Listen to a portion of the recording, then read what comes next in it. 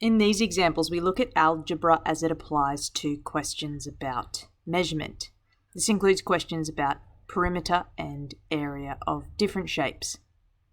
In worked example C, it says if a rectangle has an unknown width, then we already know some information and we should start to draw a diagram. First, let x equal the width of the rectangle. Remember, this step is important. It's called defining the pronumeral. Now draw the rectangle with the widths indicated. Now rereading the question to complete the rectangle, its length is double the width. What we don't do is give it a different pronumeral. And the reason we don't do that is because we have to write an expression for perimeter in terms of x.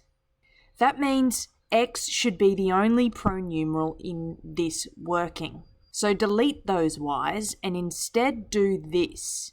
Because the length is double the width, we can think of its length as 2x. Its length is double the width.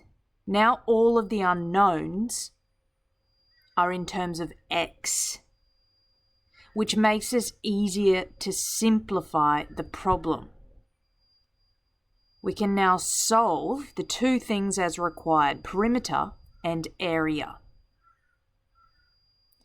So for any shape, perimeter means add all sides.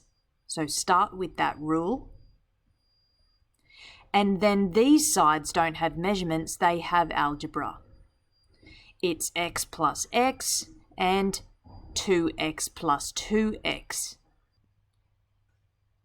But always simplify the expression.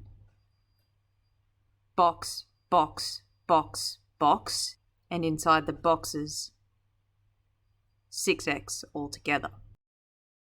Part B is area. And for rectangles, that is length times width. So the length of the rectangle is 2x times the width of the rectangle, x.